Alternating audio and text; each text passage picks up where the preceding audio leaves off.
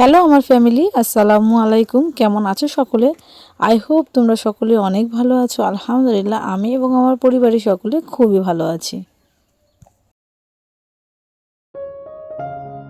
সকলের মনে একই কোশ্চেন ছিল যে আমি ভাড়া বাড়ি ছেড়ে দিয়েছি, গ্রামের বাড়ি কি পার্মানেন্টের জন্য চলে এসেছি। সকলে বেশিরভাগ জন আমাকে একই কমেন্ট করে। হ্যাঁ, আজকের এই কমেন্টের উত্তরগুলো তোমাদের কমেন্টের উত্তরগুলো অবশ্যই আমি তোমাদেরকে দেব।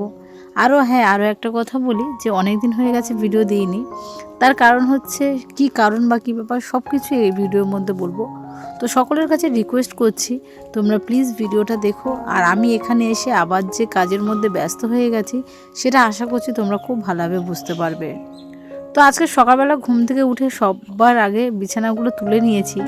সত্যি কথা বলতে যখন আমি ওখানে থাকতাম বারাসাতে, ওখানে ঘর ভাড়া নিয়ে যখন থাকতাম ভাড়া বাড়িতে, তখন সকাল হতো ঠিক কথা, কিন্তু সকালের সঙ্গে সঙ্গে আমাদের ঘুমটা অনেক মানে লেটে আমরা উঠতাম। আর সত্যি এটা যেহেতু গ্রামের পরিবেশ সকালবেলা মুরগি ডাকা মানে মোরগ ডাকা, তো চারিদিকে চেঁচামেচি করা, এইসব কারণে সত্যি কথা বলতে আমরা ঠিক এখানে এসে 8:30 9টার মধ্যে ঘুমিয়ে পড়ি। আর ওই রকমই সকালবেলা 5টার সময় ঘুম থেকে উঠে পড়ি। তো এই হচ্ছে আমাদের জীবন এখন, গ্রামের পরিবেশ। আর গ্রামের লোকেরা ঠিক এটাই করতো। আর আজকে কিন্তু আমি ছোটো বাবুকে নিয়ে স্কুলে যাব, সেই জন্য করে আর কি আমি ওকে ব্যাগপত্রগুলো রুটিন দেখে ও কোনটা পড়ে যাবে বা কী ব্যাপার সেগুলো সবই গুছিয়ে দিচ্ছি। আর একটা কথা তোমাদেরকে বলি, আমি আজকে আসবো না, আজকে আমি বারাসাত বাড়িতেই থাকবো, মানে আমার ওখানে যে ঘর ভাড়া ছিলাম সে ঘর ভাড়ার ওখানেই থাকবো। তো আমি জিনিসপত্রগুলো একটু গুছিয়ে নিচ্ছি। আর ছোটো বাবুকে যখনই স্কুলে পাঠায় সে কিন্তু প্রচুর পরিমাণে কাঁদে, স্কুলে যেতে একদমই পছন্দ করে না। আর ওর স্কুল ব্যাগের মধ্যে সবসময় একটা করে ব্যাগের মধ্যে জামা আমরা এক্সট্রা রেখে দিই, জামা প্যান্ট এগুলো এক্সট্রা রেখে দিই।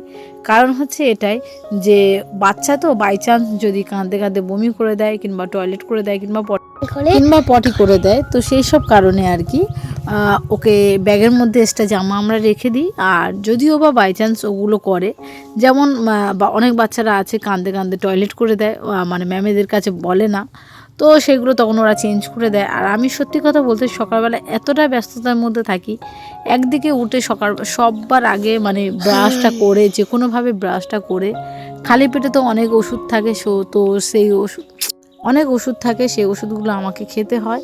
আর সবার আগে একটা টার্গেট করতে হয় যে খালি পেটে না, সরি, মানে ঘুম থেকে উঠে সবার আগে আমার দোকানটা খোলা। তো দোকানটা খুলে এদিকে রান্নার জন্য প্রস্তুত হয়ে গেছি।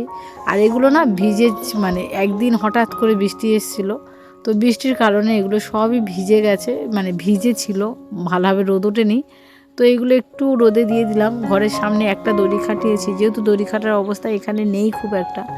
এখানে সত্যি কথা বলতে যেখান থেকে এসেছি অনেক অনেক অনেক প্রবলেম হচ্ছে। আর ছোটো বাবু কিন্তু সকাল থেকে আমার সঙ্গে মিল দিচ্ছে, কারণ একটাই যে ওই স্কুলে যাবে না। জানি না কাদের বাড়ির বেবিরা আছে ওই রকমই স্কুলে যেতে চায় না, আর যাদের বাড়ির বেবিগুলো এরকমই আছে অবশ্যই কিন্তু আমাকে কমেন্ট করে জানাবে। আমার মেয়ে তো একদমই স্কুলে যেতে চায় না, ও প্রতিবারে শুধু জেদ করে। আর আজকের আমি কিন্তু ওকে সকালবেলা ম্যাগি খাওয়াবো, যেহেতু ও ম্যাগিটা খেতে অনেকটা ভালোবাসে। সেই জন্য করে আর কি আমি ম্যাগিটা এপারে বানিয়ে নিচ্ছি ওর জন্য। ম্যাগিটা বানিয়ে নিয়ে এপারে সংসারে টুকিটাকি কাজকাম করে গুছিয়ে রেখে দিই। কারণ হচ্ছে এটাই যেহেতু আমি দুদিন আসবো না, দুদিন যদিও বা না আসি, জিনিসগুলো প্রচুর পরিমাণে মানে পোকা হয়ে যেতে পারে এঁটো জিনিসপত্রগুলো থাকলে। সেই জন্য করে আর কি আমি সেই জন্য তাড়াহুড়ো করে করছি, যাতে আমি কাজকামগুলো তাড়াতাড়ি কমপ্লিট করি। আর ছোটোবাবু তো অনেকটা খুশি আছে যে আজকের ও ম্যাগি খাবে। আর এদিকে দেখো আমার ম্যাগিটা হয়ে এসছে, তো রান্নাঘরটা একটু গুছিয়ে নিচ্ছি, দিয়ে ওর ম্যাগিটা একটু ঠান্ডা করতে দেবো। সকালবেলা হুটপাটের মধ্যে যে কী কাজ থেকে কী কাজ করব নিজেও বুঝতে পারি না। আরও হ্যাঁ, যে কথাটা আমি তোমাদেরকে বলছিলাম, বলতে বলতে আর কি আমি থেমে গিয়েছিলাম যে আমার শরীরটা অনেকটা খারাপ। তোমাদের সকলের দোয়া আমার খুবই প্রয়োজন। কারণ হচ্ছে এটাই যে সত্যি কথা বলতে যখন দেখি যে নিজের আপন লোকেরা মানে সবথেকে বেশি মানুষের ক্ষতি করে, তো সেই সব দিক থেকে ভাবতে গেলে এই শরীর খারাপ অবস্থায় আলহামদুলিল্লাহ মনের অনেকটা জোর আছে আমার, আর আমি মনের জোর নিয়ে চলতে অনেকটা পছন্দ করি। আর এদিকে দেখো বিছানার চাদর, যেহেতু সাদা বিছানার চাদর আমি বিছিয়ে দিয়েছি, তার উপরে যাতে নোংরা না হয়, যেহেতু বাবু খালি পায়ে এদিক ওদিক করে শুধু ছুটে বেড়াচ্ছে, তো সেই জন্য করে আর কি একটু মাদুরটা বিছিয়ে দিয়েছি। আর বাবুর ম্যাগিতে না আমি সবসময় মশলা কমই দিই, যদিও বা 2টো ম্যাগি দিই তো হাফেরও কম মশলা দিই। তো দেখো এদিকে কিন্তু আমার ওর ম্যাগি খাওয়ানো কমপ্লিট হয়ে গেছে। আর এদিকে আমি বাবুর জামাটা পরাচ্ছি। ও তো একদমই যেতে রাজি নয়, আর আমি আমার মতন রেডি হয়ে নিয়েছি। আর ওকে জামাটা পরিয়ে দিচ্ছি, তার মধ্যে কান্নাকাটি, একই কথা যে মাম্মা আমি স্কুলে যাব না, কেউ ওকে ধরে মারে। তো এই ব্যাপারগুলো প্রতিটা বাচ্চার ক্ষেত্রে হয়ে থাকে। তবে হ্যাঁ, আমাদের সিরিন প্রথম স্কুলে যাওয়ার জন্য মানে অতিরিক্ত কান্নাকাটি করতো। তো আমার বান্ধবীরা যারা ছিল, আমার বান্ধবীরা বলতে সিরিনের ছোটোবেলার বন্ধুর গার্জেনগুলো, যেমন ওদের থেকে আমাদের বন্ধুত্বটা হয়েছে। আমার অনেক ওই স্কুলে আর কি অনেকজন বান্ধবী হয়েছে। তো জানি না কেন আমি যেখানেই যাই না কেন সেখানেই আমার সঙ্গে মানুষের সম্পর্কটা বেশ ভালোই হয়, কিন্তু যাদেরকে আমি আপন করার চেষ্টা করি তারাই আমার সবথেকে বেশি শত্রু হয়ে দাঁড়ায়। এটাই হচ্ছে সমস্যা। আজকে গ্রামে বাড়ি থেকেও সব কিছুর থেকেও আমি পুরো বঞ্চিত সব কিছুর দিক থেকে। কারণ কি ব্যাপার বা কী জন্য কথাটা বললাম, আশা করছি আস্তে আস্তে সব কিছু তোমাদেরকে বলবো। তো আমি এপারে প্রস্তুত হচ্ছি, ছোটো বাবুকে অনেকটা লেভেলে বোঝাচ্ছি যে বাবু এরকমই করো না, এরকমই করো না। ওর কান্নাটা একবার সেই লেভেলে তোমরা দেখে নাও। এই রকমই কান্নাকাটি কে করে আমি বুঝি না। দেখো এই কান্নাকাটি করতে করতে বলি চলো আমরা হেঁটে হেঁটে রওনা দিই মঞ্চে। এবার তো ওকে হাঁটিয়ে হাঁটিয়ে নিয়ে যাচ্ছে, আর আমাদের বাড়ি থেকে গাড়ির রাস্তা মিনিমাম 10 মিনিট দূরে। তো আমরাই হেঁটে হেঁটে ওকে নিয়ে যাচ্ছি, আর আমি এই ওকে কাঁধে করে নিয়ে যাচ্ছি, হাতে একটা ব্যাগ, কাঁধে ওর স্কুল ব্যাগ। তো আজকে অনেকটা খুশি, ওকে বোঝালাম যে বাবু আজকে আমরা বারাসাত বাড়িতে থাকবো। ও তো অনেকটা খুশি। আর এদিকে দেখো আমরা কিন্তু বারাসাত বাড়িতে চলে এসেছি। আমি ছোটুকে স্কুলে ঢুকিয়ে দিয়ে তারপরে কিছুটা কাজ সেরে নিয়েছিলাম, তারপরে এসে আবার কিছুটা কাজ সেরেছি। তো এই ভিডিওটা যখন শ্যুট করি তখন কিন্তু ছোটো ছিল না, ছোটো স্কুলে ছিল। তো আমি আস্তে আস্তে এপারে যেহেতু ঘরদোরগুলো সব এলোমেলো হয়েছিল, আমি আমার মতন করে বেরিয়ে গিয়েছিলাম। বিছানার চাদরটাও চেঞ্জ করব। তো বিছানার চাদরগুলো চেঞ্জ করে গুছিয়ে গাছিয়ে নিয়েছি যতটা পারি আর কি। সত্যি কথা বলতে যেটা বলছিলাম তোমাদেরকে, যে আমার শরীরের অবস্থা খুব একটা ভালো নয়। আমি রিপোর্ট করেছিলাম কিছুদিন আগে। তোমরা যেহেতু আমার ফ্যামিলি মেম্বার, তোমরা আমাকে সামনাসামনি না পেয়েও না দেখেও তোমরা আমাকে এতটা ভালোবাসো, সত্যি তোমাদের কাছে সারা জীবন আমি কৃতজ্ঞ থাকবো। আর সত্যি কথা বলতে আমি জানি না কেন আমার সঙ্গে এই জিনিসগুলো কেন হয়। আমি যেখানে বেশি আশা করে থাকি সেই জায়গাটা থেকে আমি বেশি লাঞ্ছনা অবহেলা পেয়ে থাকি। তো যাই হোক, কিছুদিন আগে একটা কথা আমি শুনেছিলাম যে আমি বস্তির মেয়ে বলে আমাকে কেউ মন থেকে মানতে পারে না, কেউ আমাকে ভালোবাসতে পারে না। আমি বুঝি না যারা এই কথাগুলো বলে তাদের বা কে রকমই বিবেক বলে জিনিস যেটা থাকে, তাদের বিবেকটা বা কোথায়। একটা মানুষকে বস্তির মেয়ে বলে লাঞ্ছনা দিচ্ছে, অবহেলা করছে। আর সবথেকে বড় কথা, আমি বস্তি নয়। হ্যাঁ, আমাদের দাদা দাদুর দিক থেকে অনেক সমস্যা ছিল বলে আজকের আমাদের ঘর বাড়ি সব কিছু থাকার পরেও আমরা বস্তিতে থাকি। তার মানে এটা নয় যে আমরা বস্তি। আর যারা এই কথাগুলো বলো তারা যদি আমার ভিডিওটা দেখে থাকো অবশ্যই প্রশ্নের উত্তরটা পেয়ে যাবে। আমার মনে হয় সবার আগে নিজের দিকে আঙুলটা তোলা অনেকটা বেটার, যে আমি কেমন, তারপরে বাইরের লোকের দিকে আঙুল তোলাটা অনেকটা ভালো আমার মনে হয়। আর রোজার সময় বেশি কিছু বললাম না, এই পর্যন্তই থাকলো। আর সবথেকে বড় কথা হচ্ছে এটাই যে আমি যথেষ্ট ভালো থাকার চেষ্টা করি, কিন্তু কিছু কিছু মানুষের জন্য ভালো থাকাটাও আমার বেকার হয়ে যায়।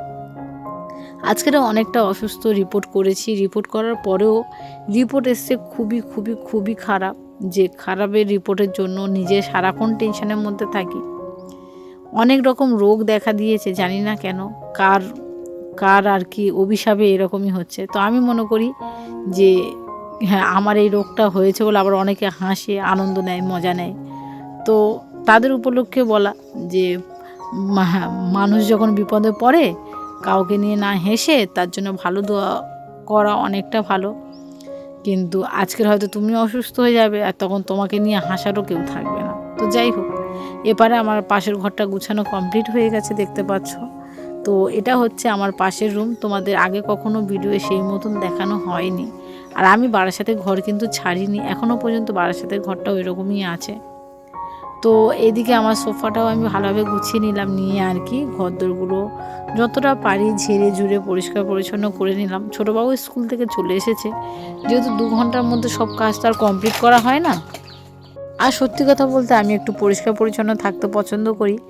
আরও একটা জিনিস যে আমি আমার এই দরমার ঘরটাকে ভালোভাবে, যেহেতু সামনে ঈদ আসছে, ঈদের জন্য কেন আমি ঘরটা গুছাচ্ছি না, যেহেতু সরকার থেকে আমার ঘর ঢুকেছে, তো ঘরটা যেহেতু ভাঙা হবে সেই সব কারণে আর কি আমি ঘরটা গুছাতে পারছি না, কিংবা একটু যে সাজিয়ে গুছিয়ে তোমাদেরকে দেখাবো সেটাও আমি দেখাতে পারছি না।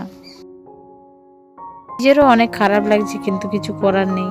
এমন পরিস্থিতিতে দাঁড়িয়ে আছি যে মানে না পাচ্ছি বের করতে, না পাচ্ছি পাটা সরিয়ে নিতে, সামনে পাটা না পাচ্ছি ফেলতে, না পাচ্ছি পিছনের দিকে টেনে নিতে, এরকমই একটা ব্যাপার। তো এবারে দেখো ঘরটাও আমি ভালোভাবে ঝাঁট দিয়ে ভালোভাবে গুছিয়ে নেব, মুছে নেব, যেহেতু এটাও আমার এখন ঘর। যেহেতু গৃহবধূরা যেখানে থাকে সে জায়গাটাকে অনেকটা ভালোবাসে, আর আমাদের ঘর বাড়িটাকে আমাদের ভালোবাসার জিনিস, আমরা গৃহবধূরা কিন্তু সেই জিনিসটাকে সবসময় পরিষ্কার পরিচ্ছন্ন রাখতে ভালোবাসি। সামনে ঈদ আসছে, দেখতে দেখতে আজকে অনেকটা রোজা হয়ে গেল। আরও একটা সুখবর তোমাদেরকে বলি, তোমাদের সিরিনের ছুটি হয়ে যাবে কালকে, ও রোজার ছুটি পাচ্ছে, মানে ঈদের ছুটি পাচ্ছে। তো কালকে আমরা যাবো ওকে আনতে। এত ভালো লাগছে, এত ভালো লাগছে কি আর বলবো। এতটা অসুস্থর মধ্যেও যদি মানে মনে হয় না এটা সত্যি যে মানে আমার বাচ্চাটা আমার কাছে আসবে। দেখতে দেখতে 2 মাস হয়ে গেছে, মিশনে ভর্তি করে দিয়েছি, তো অনেক খুশি। আর এদিকে ছোটোবাবু দেখো, ছোটোবাবু অনেকটা জেদি হয়ে গেছে। সিরিন চলে যাওয়ার পর থেকে ছোটোবাবু অনেকটা জেদি হয়ে গেছে, আর সে সারাক্ষণ আমার সঙ্গে ঝগড়া করে, যেটা আর কি সিরিনের সঙ্গে করতো। সারাক্ষণ আমাকে ধরে মারে, আমাকে ধরে আবার আদর করে। আমি যখন ওকে বলছিলাম যে আমি সবাইকে বলে দেব যে তুমি আমার উপরে এরকমই অত্যাচার করছো, ও আবার আমাকে দেখাচ্ছে মাম্মাম যারা তোমাকে বলবে খারাপ, আমি তোমাকে কষ্ট দিই, তাদেরকে ধরে আমি এরকমই ঘষি দেবো। আর কি বলি তোমাদেরকে। তো যাই হোক, এদিকে চলে এসেছি ছাদের উপরে, যেহেতু শীতকাল চলে গেছে, প্রায় বেশিরভাগটা চলে গেছে, অল্প অল্প আছে, তো সেই জন্য আর কি যতটা পারি আর কি গুছিয়ে দিই, যতটুকু পারি আর কি। কম্বল, তারপরে বিছানার চাদর, বেশিরভাগগুলো আর কি আমি ভালোভাবে পরিষ্কার পরিচ্ছন্ন করে নেওয়ার চেষ্টা করি। আর এখানে যে ভাড়া বাড়িতে আমি থাকি, সে ভাড়া বাড়ির ছাদটা তোমরা দেখো, এটা হচ্ছে আমার ভাড়া বাড়ির ছাদ। আর আমি যেখানে থাকি তোমরা তো জানো আমি কোথায় কাপড় চোপড় মেলে দিই, পুরো একদম বাদায় মাঝখানে, মানে যেখানে চারিদিকে সবুজ, সেখানে গিয়ে আমি কাপড় চোপড় মেলে দিই। আর আজকে গোসল করেছি, একটু আবহাওয়াটা একটু অন্যরকম লাগছে। কি বলো তো, আবহাওয়াটা যখন এরকমই হচ্ছে, কখনো ঠান্ডা কখনো গরম, জানি না বাচ্চাগুলো কেমন অসুস্থ হয়ে যাচ্ছে। আর এই আবহাওয়া চেঞ্জ হলেই কিন্তু বাচ্চাগুলো অসুস্থ হয়ে যায়, এটা একটু কেমন একটা ব্যাপার। তো গরম পড়বি তো পর, পুরোপুরি পড়ে যা, আর না হয় ঠান্ডা থাকবি তো থাক, পুরোপুরি থাক। তো ব্যাপারটা হচ্ছে এটাই।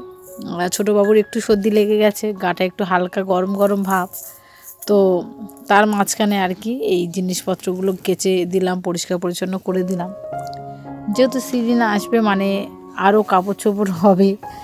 ও যখন মিশন থেকে বাড়িতে আসে তখনই অনেক অনেক করে কাপড় চোপড় হয়, সেগুলো আমি ভাবলাম যে বারাসাত বাড়িতেই কেচে দেবো, যেহেতু এখানে কাচার প্রবলেম অনেক, মেলে দেওয়ার প্রবলেম অনেক, সব কিছু প্রবলেম এরকমই। তো যাই হোক, আজকে দেখো ভাড়া বাড়ি, মানে নিজের বাড়ি থাকা সত্ত্বেও ভাড়া বাড়িতে থাকতে হয়। প্রতিটা মানুষের ক্ষেত্রে ব্যাকগ্রাউন্ডে কোনো না কোনো প্রবলেম মানুষের থেকেই থাকে। কোনো মানুষ সুখী নয়, কেউ বলতে পারবে না যে আমি পুরোপুরি আনন্দ সুখের মধ্যে আছি।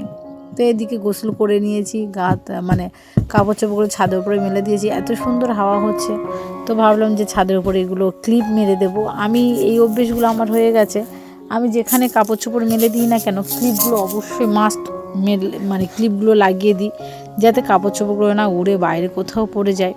আর এদিকে যেহেতু গোসল করা হয়ে গেছে, একটু গা হাত পা ভালোভাবে ক্রিম দিয়ে দিলাম। এখনও পর্যন্ত গা হাত পা একটু আধটু ক্রিম দিতে হয়, যেহেতু খসখসে ভাব একটা থেকেই যায়।